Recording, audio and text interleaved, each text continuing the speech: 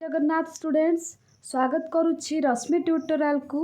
तो गत काली BD result को लेकिन गोटे वीडियो अपलोड करी कि यही वीक्रे आपण मानकर बीडी रिजल्ट आसीबो, किंतु किछि पिला माने आउ गोटे न्यूज पेपर रे बाहर थिला कि आसंता काली आपण मानकर रिजल्ट बाहरुछि माने अगस्त 6 रे। तो आसंता काली आपण मानकर रिजल्ट बाहरुछि कि नाही तो ये वीडियो रे आमे डिस्कशन करिबा।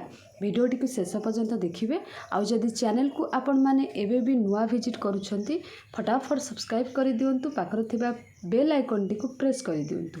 जेतेबेले भी मु बीडी रो किछि भी इंपोर्टेंट अपडेट देबी तार नोटिफिकेशन आपण मानक पाखक सर्वप्रथम जीव।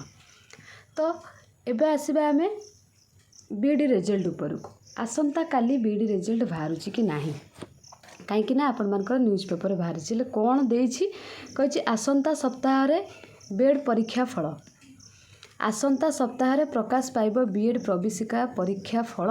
एने उच्च शिक्षा विभाग पक्षरु प्रकाश विज्ञप्ति कौन लिखा जाइछि भलसे नोटिस करंतु। आपण माने भाबुचंती कि आसंता काली रिजल्ट बाहरिबो।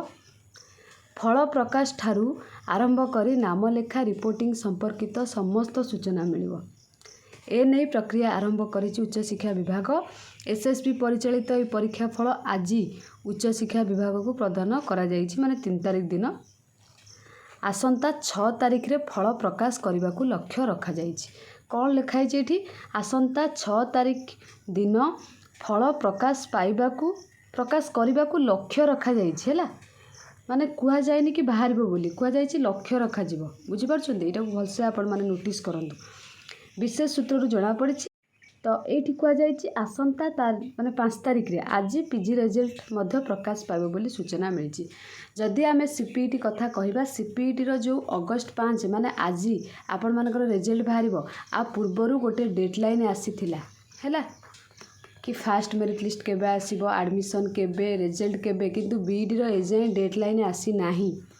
तो आपण माने केमिति भाबुचंती कि आसंता काली रिजल्ट बाहरिबो बोली बुझीपार्छन्ती। एटा लिखाई लक्ष्य रखा जाइछि ना कि काली बाहरिबो। एटा को डाउट क्लियर प्रथमे आपण माने करंतु।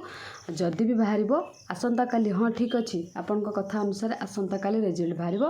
रिजल्ट बाहरिबा पूर्वरु जदि काली मॉर्निंग रे किंबा आज संध्या बेले आपण मानकर डेडलाइन पळे आसुछि बीडी रो गोटे डेडलाइन पळे आसुछि आ सेथिरे मेंशन थिबो रिजल्ट केबे हैला।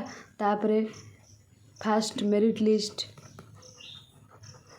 देन आपण मानकर फास्ट मेरिट लिस्ट पिला मानकर एडमिशन। तो जदि एमती सब आपण मानकर डेडलाइन पळे आसी आज संध्या सुधा ताहाले आपण माने सियोर हो जिवे कि आसंता काली आपण मानकर रिजल्ट बाहरिबो। जदि डेडलाइन किछि आसु नाही ताहाले भाबंतु आसंता काली रिजल्ट आसीबो नाही। ए वीक रे को दिन भी आसीबो किंतु ता पूर्वरु आपण मानकर डेडलाइन आसी जिवो हैला। आउ आपण माने चाहिले डेडलाइन केमिति देखि पारबे साम्स वेबसाइट को जिबे निज फोन रे क्रोम किंबा गूगल ब्राउजर सर्च कर देबे। सर्च करिकि बीडी बीएचडी को क्लिक कला परे आपण माने तळकू स्क्रॉल करिकि देखिबे की डेट्स लिखा हेतिबो ठीक अछि। तो से की डेट्स रे तळकू आपण माने स्क्रॉल करिवे सेटा ग्रेजुएशन मार्क अपलोड पर्यंत अछि।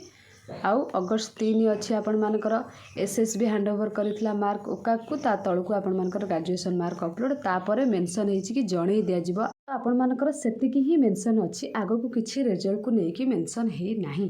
तो डेडलाइन आसिले आपण मानकर रिजल्ट बाहरिबो। आपण माने एबे डाउट आपनकर क्लियर हो जाइतिबो अगस्त 6 रे रिजल्ट बाहरुछि कि नाही। जदि भी बाहरिबो आज आपण मानकर डेडलाइन आसीबो। आ जदि न बाहरला आपण मानकर ए वीक रे केबे भी बाहरिबो ठीक अच्छे।